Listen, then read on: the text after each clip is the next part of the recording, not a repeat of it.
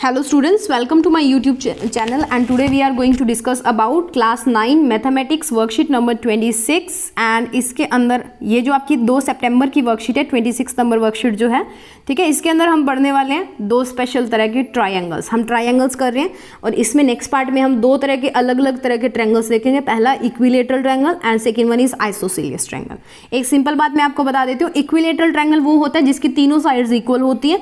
Isosceles triangle जो होता है वो होता है जिसकी कोई भी दो जो साइड्स होती हैं वो बराबर होती हैं, ठीक है। तो अब हमारे पास क्या प्रीवियस नॉलेज हमने देखनी है। पहले जो हमने क्या देखा था, हमने देखा था कि ट्रायंगल क्या होता है, ठीक है, तीन साइड से मिलके बना होता है, तीन उसके वर्टेक्स होते हैं, तीन उसके एंगल्स होते हैं, ठीक है। और एंगल की सम प्रॉपर्टी हमने पढ़ी कि एंगल की सम किसके बराबर होता है, 180 डिग्री के बराबर होता है। जो हमारा त्रिभुज होता है, ट्रायंगल होता है, उसके तीनों एंगल्स का सम जो होता है वो 180 डिग्री यानी कि 180 डिग्री के बराबर होता है। तो अब यहाँ से हमने क्या किया, पहला पार्ट है कि हमने एक ट्रायंगल ABC ड्रा किया, बनाया।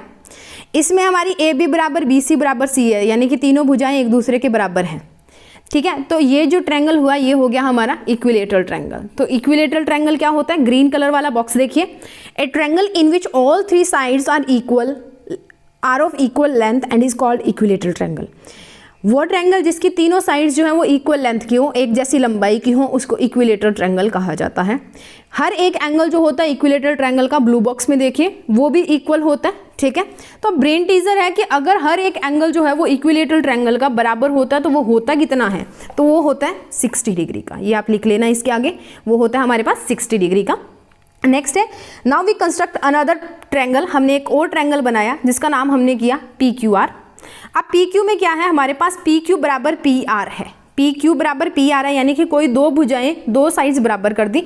जरूरी नहीं PQ बराबर PR हो, यहाँ पे PQ बराबर QR भी हो सकती है, यहाँ पे QR बराबर PR भी हो सकती है। कोई भी दो भुजाएं, कोई भी दो साइड्स बराबर हों तो उस ट्रायंगल को हम बोलते हैं आइसोसेलियस ट्रायंगल। डेफिनेशन क्या बोलती है, ग्रीन बॉक्स में देखिए, a triangle in which two sides are of equal length is known as isosceles triangle. एक ट्रायंगल जिसके अंदर दो साइड्स जो होती हैं उनकी लंबाई एक जैसी होती है उसको आइसोसेलियस ट्रायंगल बोला जाता है।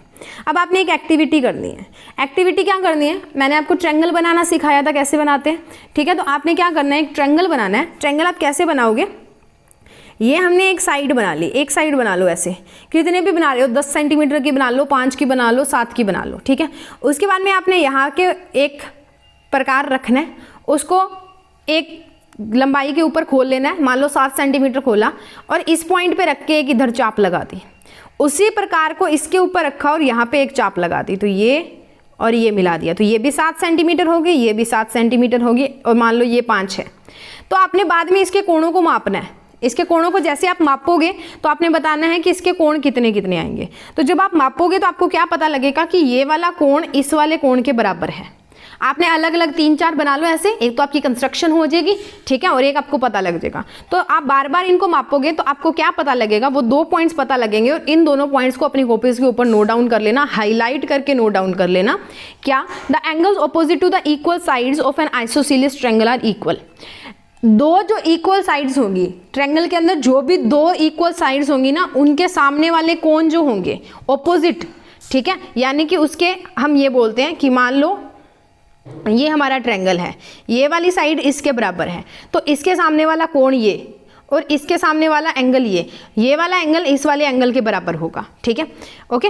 तो यहाँ पे क्या होगा, angles opposite to the equal side of an isosceles triangle are equal. और इसका कन्वर्स भी होता है हमारे पास कि sides opposite to the equal angles of an isosceles triangle are equal. अगर आपको दो क्वेश्चन के अंदर दो इक्वल एंगल दिए हुए हैं तो उनके ऑपोजिट वाली साइड भी क्या होंगी, बराबर होंगी। अगर आपको क्वेश्चन में दो साइड्स बराबर दिए हैं तो उनके ऑपोजिट वाले एंगल क्या होंगे, बराबर होंगे। आपको एग्जांपल से पता लग जाएगा। देखो क्वेश्चन 1 है, find the value of x if AB बराबर AC, यानी कि AB is equal to AC हमें दिया हुआ है, यानी कि दो साइड बराबर दिए है ना, तो इन दोनों साइड के ऑपोजिट जो एंगल्स होंगे वो भी बराबर होंगे। तो यहाँ पे देखो AB के उल्टा कौन है, ये 45 डिग्री वाला एंगल, ठीक है, और AC के उल्टा कौन है, x, तो x इज इक्वल टू कितना आएगा, 45 डिग्री। क्यों, क्योंकि the angles opposite to the equal sides of an isosceles triangle are equal. Angle B बराबर होगा किसके, C के। वही चीज़ है कि अगर आपको दो एंगल बराबर दे दे और आपको एक साइड निकालनी हो, दो एंगल और एक साइड आपको दे दी, ठीक है, तो अगर एंगल बराबर है तो इसके सामने वाली साइड ये है और इसके सामने वाली साइड ये है, ये दोनों बराबर होंगी। तो अगर ये 5 है तो ये भी 5 होगी, ठीक है। तो यहाँ पे P बराबर Q आपको दिया है, P is equal to Q that is 50 degree. तो side QR is equal to PR, side QR है वो बराबर होगी किसके, QR के। क्यों, the sides opposite to the equal angles of an isosceles triangle are equal. तो QR is equals to 5 centimetre हो गया, ठीक है। वैसे ही आपके नीचे 2 क्वेश्चंस दिए हैं, इनके सॉल्यूशंस मैं आपको दिखा दूंगी। पहले मैं आपको यहाँ पे ही करवा देती हूँ इनको। पहले में हमने y निकालना है, हमें EF बराबर EG दी है। तो पहली प्रॉपर्टी लगाइए, इक्वल साइड के ऑपोजिट वाले एंगल जो होते हैं वो इक्वल होते हैं। तो इक्वल साइड कौन है, EF और EG। उल्टा दिया आपको, यहाँ पे ABC ट्रायंगल दिया है, इसको EFGH कर लेना, ठीक है, EFG कर लेना, उल्टा दिया है, ओके। अब ये जो है नामकरण इसका है और ये नामकरण इसका, तो उल्टा दिया हुआ है, आपको कर लेना, इसको EFG कर लेना, ABC दिया हुआ है, ठीक है। तो अब 2 जो हैं वो साइड्स आपको दिए हैं, इनके ऑपोजिट वाले एंगल भी इक्वल होंगे, ठीक है। तो अब देखो, ये वाला इसका फिगर है और ये वाला इसका फिगर है। अब कुछ सही नहीं करना, अब ये बना लेना आप, ठीक है। तो यहाँ पे देखो EF इसके सामने कौन है, Y, और EG इसके सामने कौन है, 55 डिग्री, ठीक है। यही होता है, EF बराबर EG दिया है, ठीक है। ऊपर हमने प्रॉपर्टी की थी कि angle opposite to the equal side of an isosceles triangle are equal, ठीक है। तो एंगल ऑपोजिट क्या है, इस इक्वल साइड के Y था, इस इक्वल साइड के 55 डिग्री था, तो Y की वैल्यू कितनी आ गई, 55 डिग्री, ठीक है। उसके बाद में बात करते हैं अगर दूसरे की, तो आपको angle A equal to angle B दिया 40 डिग्री एंड BC आपको दिया हुआ है 8 सेंटीमीटर, ठीक है, ये दिया हुआ है। तो यहाँ पे देखो, इसके सामने वाला क्या है, AC, देयरफॉर AC जो है वो इक्वल होगा किसके, BC के, क्योंकि sides opposite to the equal angles of an isosceles triangle are equal, ठीक है, इक्वल होती हैं। तो साइड्स इक्वल होंगी, तो AC BC आपको 8 सेंटीमीटर दिया, तो AC भी कितनी आ जाएगी, 8 सेंटीमीटर। इसके सॉल्यूशंस मैं आपको दिखा देती हूँ, वैसे ही आप अपनी कॉपी के ऊपर नोट डाउन कर लेना, ठीक है। तो चलते हैं इनके सॉल्यूशंस के ऊपर। नाउ स्टूडेंट्स, क्वेश्चन मैंने आपको वहाँ पे समझा दिए थे और यहाँ पे मैं उनका लिखा हुआ जो आपने मटेरियल लिखना है वो आप इसके अंदर देख लीजिए।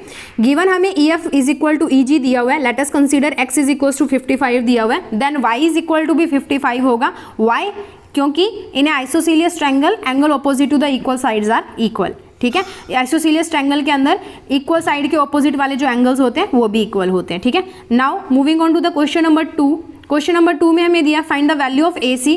अगर आपको एंगल A और एंगल B 40 डिग्री दिया और BC बराबर आपको 8 सेंटीमीटर दिया, यहाँ पे AC नहीं आएगा, 8 सेंटीमीटर आएगा, 8 सेंटीमीटर कर लो, ठीक है, ओके।